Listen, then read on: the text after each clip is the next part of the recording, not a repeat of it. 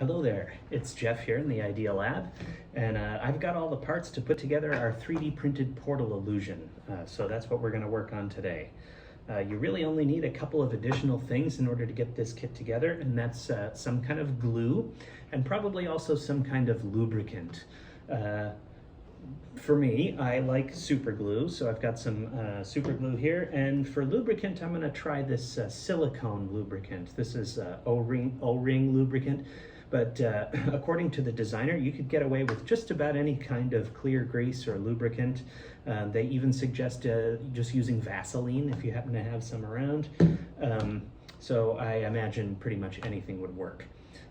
So first, let's take a look at our 3D printed pieces. Now you might notice on some of your printed parts there's kind of like wispy, cobweb looking sort of strings on your parts. Those will just rub off, and that's probably a good place to start, is just kind of gently rub off any strings that you see on your parts and get those away. And those strings are just a byproduct of us printing a lot of these pieces all at once. So as the nozzle moves from one piece to the other, some of those little strings of melted filament are carried from one part to the next. But luckily they just rub away, and then your parts look nice and clean. Yeah, add a couple on there, not too bad.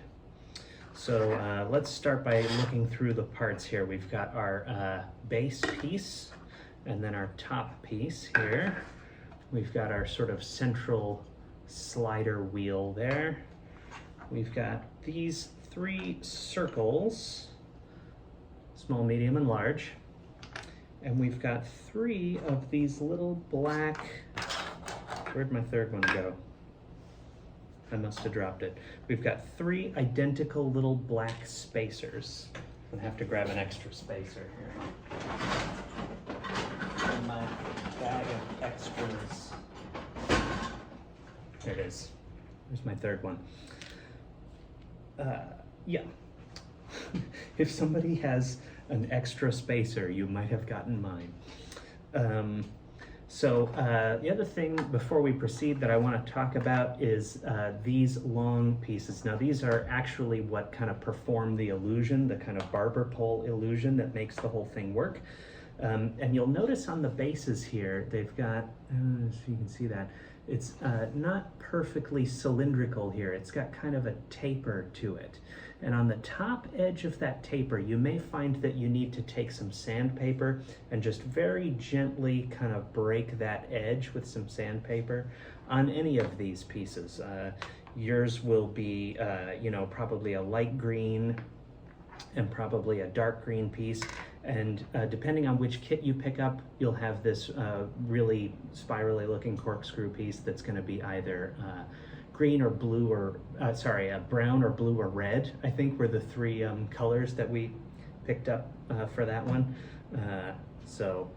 But the shapes are what sets them apart. You can see you've got this really spindly willow branch looking one, this kind of licorice looking piece, and then this long flat wave-like piece with the three hubs on the bottom, kind of large, medium, and small. So the first thing let's do is place our spacers. Now the spacers, if we look at our top gray piece here, you're going to see these three holes. The first thing we're going to want to do is glue our spacers down into those holes.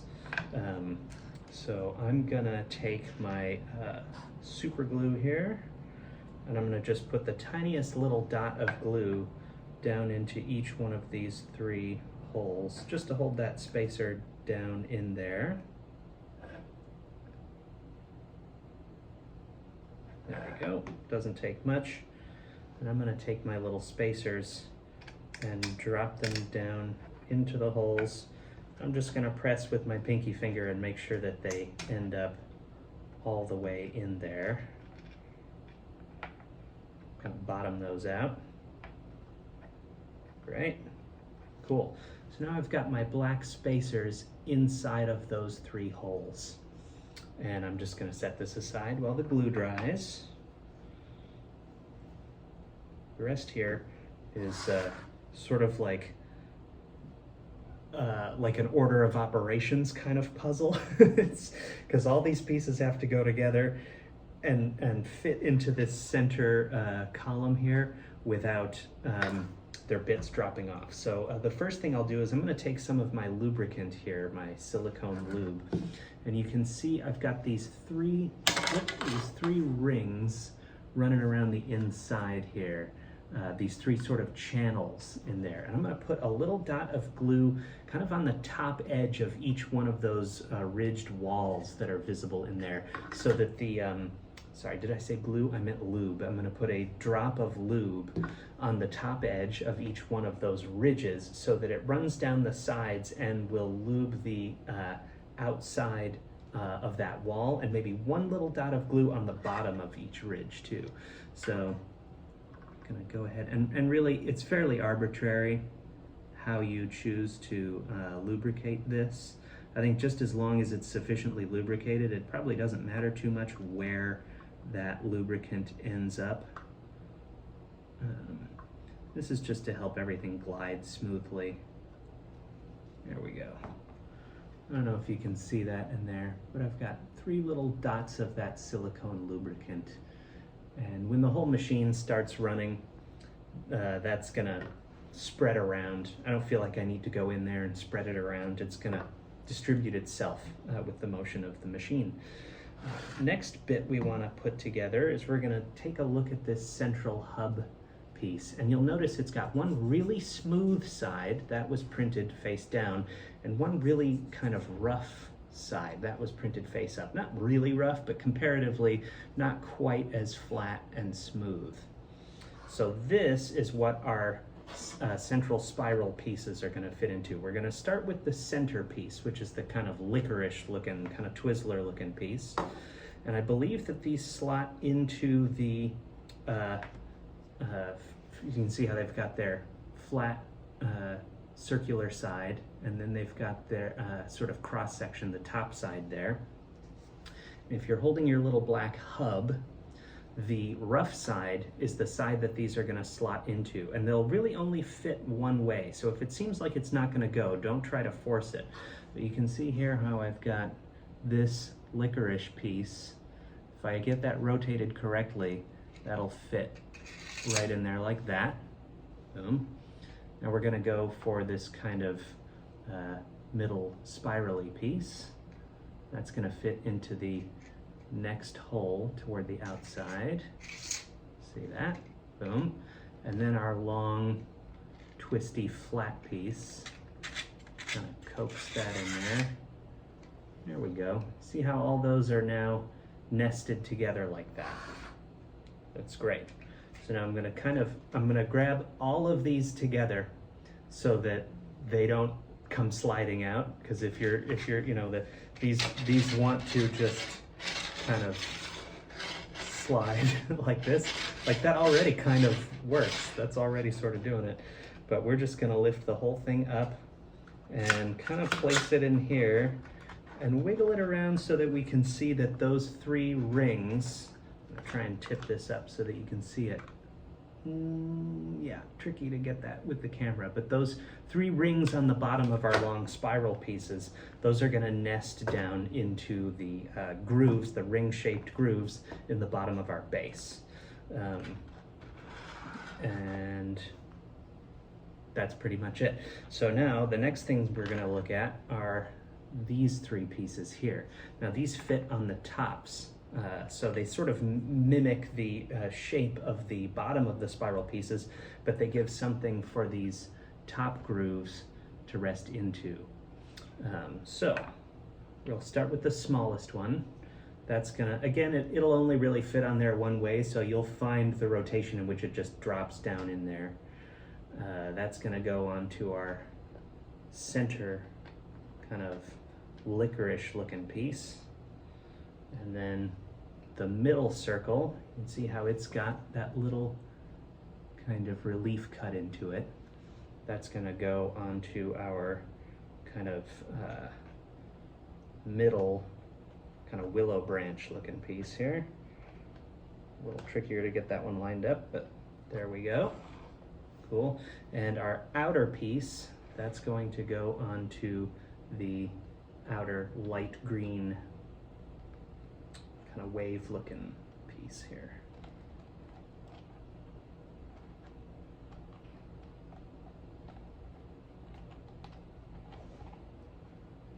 Kind of just try to gently get it lined up there.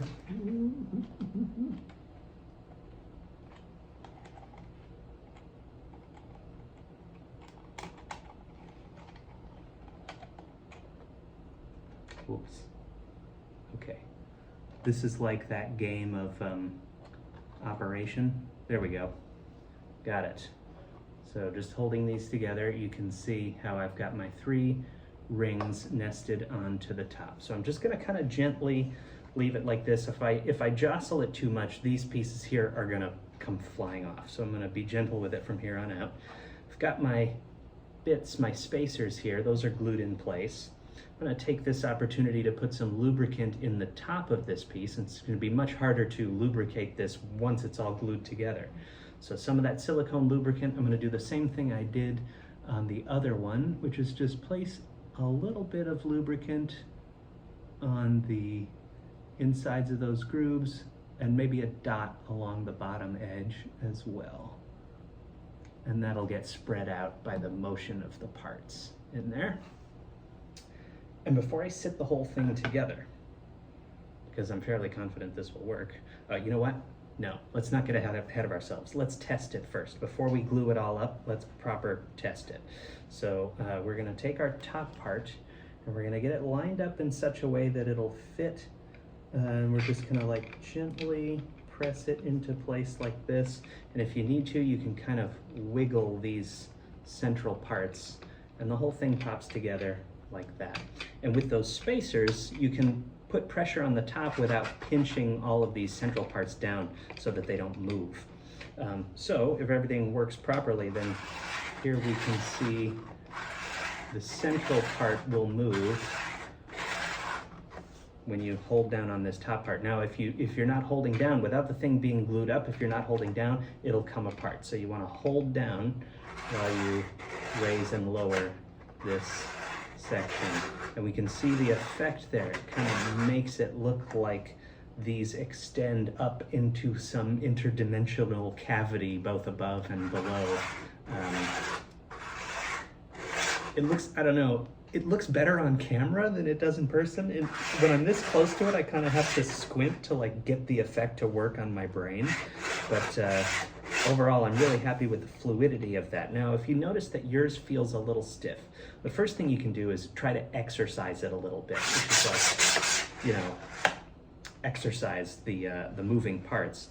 You can also place additional lubricant at the entry of this, the holes where this slider part interfaces with the spiral parts. You can add some additional lubricant onto these pieces. You could even brush it along the entire surface of these central pieces. The more lubricant you have, the smoother the whole thing's gonna work.